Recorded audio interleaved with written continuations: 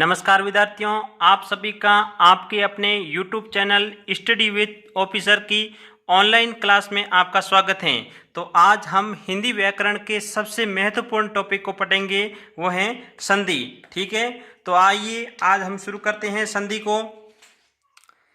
हिंदी का सबसे महत्वपूर्ण टॉपिक है संधि।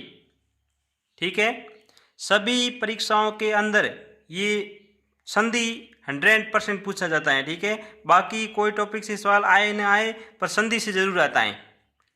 तो देखिए, संधि का सामान्य अर्थ होता है मेल। संधि शब्द दो शब्दों के मेल से बना है, एक है सम प्लस धी। सम प्लस धी, ठीक है, सम प्लस धी। संधि की सबसे सरल और अच्छी परिभाषा ध्यान दीजिए, दो ध्वनियों अर्थात वर्णों के परस्पर मेल को संधि कहते हैं। यानी दो वर्णों के परस्पर मेल, आपस में मिलने से जो विकार उत्पन्न होता है उनको क्या कहते हैं? संधि। ठीक है, तो संधि, सबसे पहले संधि के प्रकार पढ़ेंगे हम। संधि के कितने प्रकार होते हैं? तो संधि के 3 प्रकार होते हैं, 1, 2 और 3। ठीक है, सबसे पहले नंबर 1 स्वर संधि। स्वर संधि को संस्कृत भाषा के अंदर अच संधि भी कहते हैं। नंबर 2 व्यंजन संधि। व्यंजन संधि को संस्कृत भाषा के अंदर हल संधि कहते हैं। और नंबर 3 विसर्ग संधि। विसर्ग ये लगे हुए हैं, ठीक है, तो विसर्ग संधि। सबसे पहले हम पढ़ेंगे स्वर संधि को। स्वर संधि के मुख्य रूप से 5 भाग होते हैं। नंबर 1 दीर्घ संधि, नंबर 2 गुण संधि, नंबर 3 वृद्धि संधि, नंबर 4 यण संधि, नंबर 5 अयादि संधि। ठीक है, तो इन पांचों के नाम याद रखने हैं, दीर्घ संधि, गुण संधि, वृद्धि संधि, यण संधि और अयादि संधि। ठीक है, तो सबसे पहले हम पढ़ते हैं दीर्घ संधि को। दीर्घ संधि के बारे में हम अध्ययन करते हैं। तो दीर्घ संधि के नियम देखिए, अ के साथ में अ मिल जाता है तब क्या बनता है? आ के साथ में आ मिलता है तो भी आ, और अ के साथ में आ मिलता है तो भी आ। इसी तरह ई के साथ में ई मिलता है तो ई, और ऊ के साथ में ऊ मिलता है तो बड़ा ऊ। ठीक है, ई, और ये ऐसे ही छोटा ई बड़ा ई तो बड़ा ई, छोटा ऊ बड़ा ऊ, या छोटा ऊ तो भी बड़ा ऊ। ठीक है, तो ये स्थिति होती है, आपको विशेष रूप से ध्यान देना है। तो आइए अब मैं कुछ आपको उदाहरण भी बता देता हूं इस संधि के।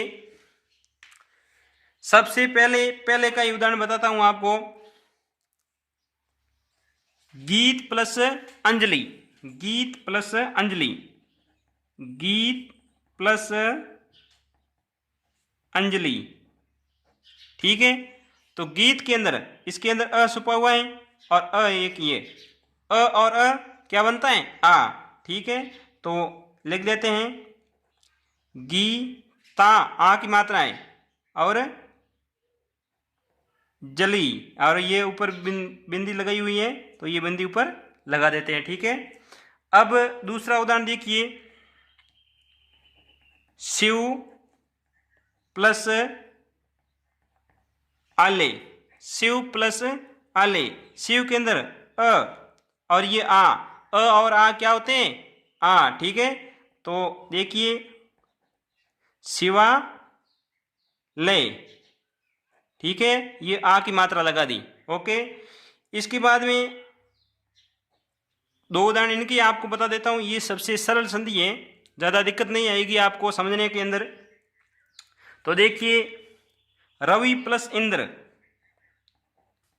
रवि प्लस इंद्र। रवि प्लस इंद्र। रवि यानी इसके अंदर ई छुपा हुआ है, छोटी ई की मात्रा है। ठीक है, और ये भी छोटी ई तो क्या हो जाएगा? बड़ी हो जाएगी। रवि, ये शब्द शब्द शुद्धि के अंदर भी आता है, तो इसका थोड़ा ध्यान रखना। रविंद्र के अंदर मात्रा वी की मात्रा बड़ी आती है, ठीक है। दूसरा एक और उदाहरण मैं बताता हूं आपको। हरी प्लस ईस, हरी प्लस ईस, इसके अंदर छोटी ई की मात्रा और ये बड़ी ई, छोटी ई और बड़ी ई क्या बन जाता है, ये बड़ी ई। तो देखिए हरी और पीछे स बचा है, तो ये स यहाँ लिख लीजिए, हरीश, ठीक है। और आगे एक और उदाहरण मैं आपको बताता हूं। लघु प्लस उत्तर, लघु प्लस उत्तर, ऊ छोटा ऊ और ये भी छोटा ऊ, क्या हो जाता है, लघु तर, यानी बड़े ऊ की मात्रा हो जाती है, लघु तर, ठीक है। एक और उदाहरण मैं बता देता हूं आपको। वधु प्लस उत्सव, वधु प्लस उत्सव, ठीक है। तो ये देखिए ऊ का मतलब बड़े ऊ की मात्रा है और ये छोटा ऊ क्या बन जाता है, बड़ा ऊ। वधु पीछे क्या बचा, ये उत्सव, वधुत्सव, वधु उत्सव, ठीक है। कुछ और उदाहरण मैं बता देता हूं आपको जो परीक्षा में आने लायक हैं। एक परीक्षा खुद का ही बता देता हूं आपको। परी प्लस इक्सा, परी प्लस इक्सा, देखिए इसमें छोटी है और ये बड़ी, दोनों मिलकर बड़ी ही हो जाती हैं, तो क्या बन जाता है, परीक्षा, ठीक है। अब कुछ मैं आपको उदाहरण दे देता हूं जिनको आपको टुकड़े करने हैं। जैसे अभिप्सा, अभिप्सा, ठीक है, अभिप्सा, तो इनका संधि विच्छेद करो, संधि तो है, अब संधि विच्छेद यानी संधि के इनका मतलब तोड़ना, आपको इन शब्द को तोड़ना है। तो कैसे तोड़ोगे, ये बड़ी ई की मात्रा है, तो इनमें आपको देखना है। देखिए अभी, ये तो आपको शुद्धि के अनुसार देखना पड़ेगा कि अभी बड़ा होता है, ये ई की मात्रा बड़ी होती है या छोटी होती है, इनका कोई नियम नहीं होता है। ये तो शुद्धि के आधार पर शब्द लिखा जाता है, सार्थक शब्द, सार्थक शब्द लिखा जाता है, ठीक है। अभी प्लस, अब पीछे क्या बचा है, इप्सा, इप्सा, ई छोटी आएगी बड़ी आएगी, ये भी सार्थक शब्द देखा जाता है, यानी शब्द सार्थक होना चाहिए, इधर भी सार्थक शब्द होना चाहिए, इधर भी सार्थक शब्द, सार्थक का मतलब उनका कुछ अर्थ निकलता हो, ठीक है। और कुछ मैं आपको उदाहरण दे देता हूं। अधीक्षक, अधीक्षक, ठीक है। तो यहां से संधि विच्छेद होगा, अधि, अधि छोटा जाता है, और इक्षक, इक्षक हमेशा ई बड़ा आता है, ध्यान रखना, ठीक है। एक और आपको उदाहरण देता हूं। नारी, नारीच्छा, नारीच्छा, ठीक है। तो देखिए नारी के अंदर मतलब बड़ी मात्रा आती है, नारी प्लस इच्छा, इच्छा ई हमेशा छोटी आती है इच्छा के अंदर, ध्यान देना। एक है फणिंद्र, फणिंद्र ई की मात्रा है, ठीक है। तो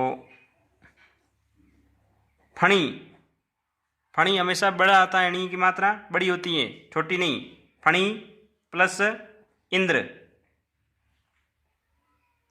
इंद्र, इंद्र के अंदर ई छोटी होती है, इनका भी आप विशेष रूप से ध्यान रखना, ठीक है। एक और मैं आपको उदाहरण दे देता हूं। अभिष्ट, अभिष्ट, इनकी आप संधि करो, अभिष्ट,